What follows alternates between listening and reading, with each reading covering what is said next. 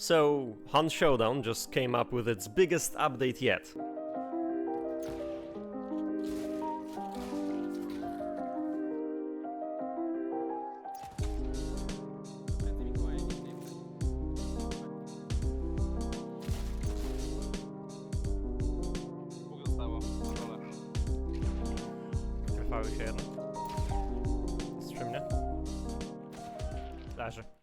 Right, once again, this is third video in a row that I think I'm beginning like this, and I am sure, I am certain that the community is absolutely loving this update.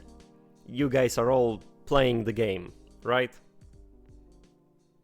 Right, guys, please, please tell me you're playing the game, and oh my god, what's happening? I'm going to ramble a bit about this incident, because if I don't, then I might actually lose my marbles.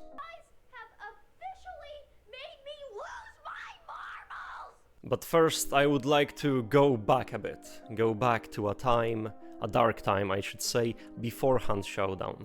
To the year 2017, back when people still remembered that EA and Activision exist.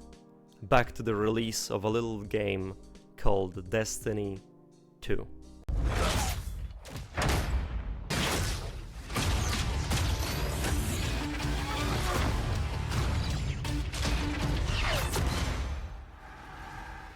So, you may be asking yourself, login / silly little stories, I'm still deciding on the channel name, what does Destiny 2 have to do with the release of Hunt Showdown 1896? And I will answer in a moment, and it has to do with, like, you guys and the community of Destiny 2 back in 2017 and beyond.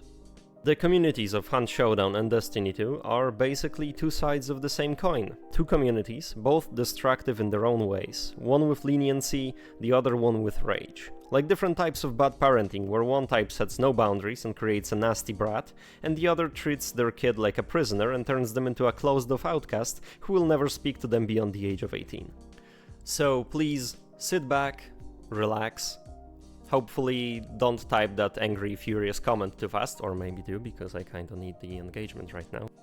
And listen to this tale of two equally misguided communities. Back when we first started seeing gameplay from Destiny 2, a few things troubled me. And as it seemed back then, only me. The most prominent of them being the change to the armor system in the game, making your armor basically cosmetic only. It's not anymore, we'll get to that. I remember to this day trying to warn people in Facebook groups, on Reddit posts, like some doom prophet spouting out future predictions, my premonitions of Destiny 2 launching in a bad state, because who would think that a Bungie game from a Destiny franchise could launch in a bad state, right? Right, guys, we did that 3 years earlier in Destiny 1, and everybody was shocked that it happened again, so to marathon, everybody, to marathon. They did not listen, however, intoxicated with all the promise coming from Bungie. So the only thing I could do in the end was watch it. Watch the inevitable doom approach the Destiny community. And then, of course, it did when Destiny 2 launched, and everything that the people who were warning about the game, it came true. Everything came true. Who would have thought that stripping the entire armor progression, simplifying all of the talent trees, might not be a good idea? And so Destiny 2 launched with simplified skill trees, no armor system, no randomized perks on guns. Most of your ability to customize your Guardian was completely gone, like 60% of it probably. But you may be asking yourself, what was the point of that? Why would Bungie do it? Why would Bungie take your guns and throw out the randomized skill trees? Why would they completely strip the armor system of its perks? And the answer to that is, of course,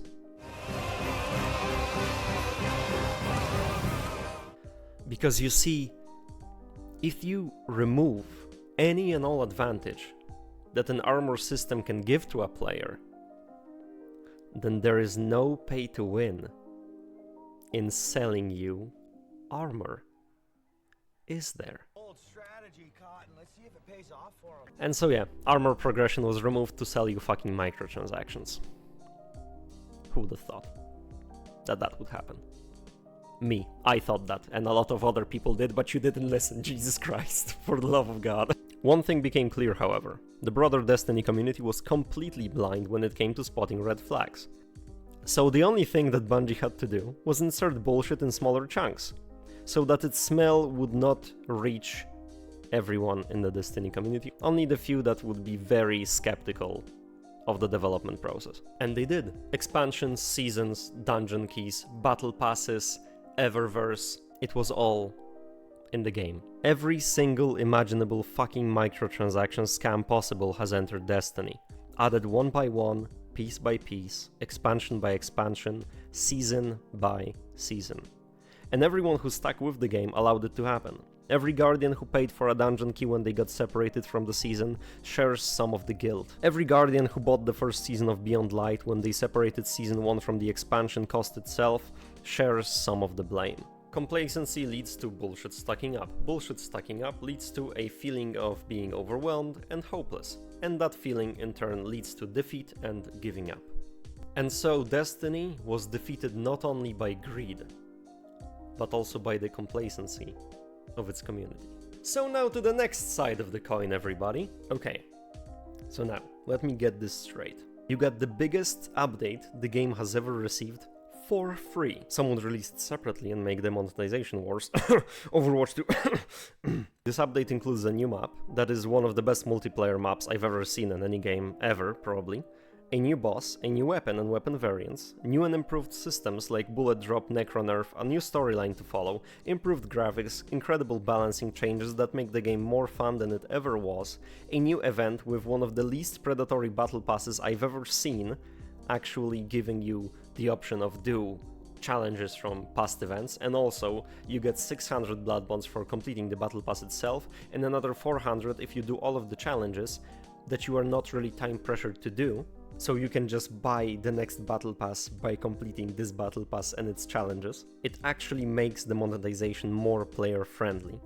And you're willing to review bomb the game because of the UI? Damn.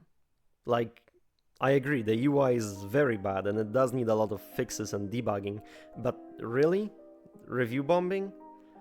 We can all agree, I hope at least, that Hunt is an underrated and underplayed video game. I'ma be honest, gang, this is a little silly of you, a little goofy, like wacky even, I could say. It's whack. And you know, maybe this could have been avoided if the devs dropped like that we're still working on it video before the update, but I honestly doubt it. They dropped it like day 1 or 2, and the negative reviews motivated by the UI kept coming after that. And I would also like to point out, unfortunately, that this is not exactly the first time that this community has had a collective meltdown of sorts, and usually these little tiny itty-bitty meltdowns have not been exactly justified, in my opinion.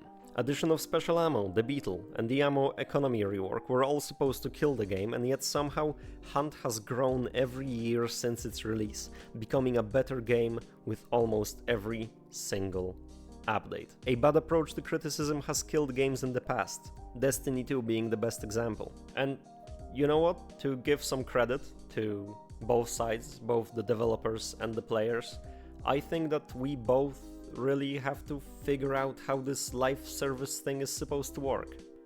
It's hard to figure out, to be honest. You don't know if you can trust developers, and if there is not enough of a dialogue between them and the players, frustration is inevitable. But I think both sides can and should do better. Developers should have addressed the player feedback in regards to the UI as soon as issues were raised, at least say that we're listening, and while we can't promise that the UI will be better on release of 1896, we will keep on working on it until the player base is satisfied.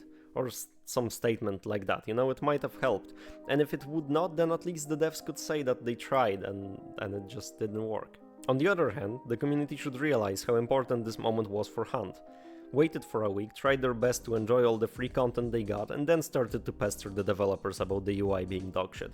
Not review bomb the game that deserves a bigger player base either way. Now, we will never know how many hunters we lost to this mostly negative rating, but let's just say that posts about it were spotted by me and others on the internet. I myself have received messages from people asking me, hey, this game, I wanted to buy it and you were saying it's so great, but now I go into reviews and it's mostly negative on Steam. Should I do it or should I not? And then I tell them, yes, you fucking should. You should. Don't you think that they should buy the game? Don't you think that even with this UI being bad, don't you think that more people should play and experience Hunt in its current form?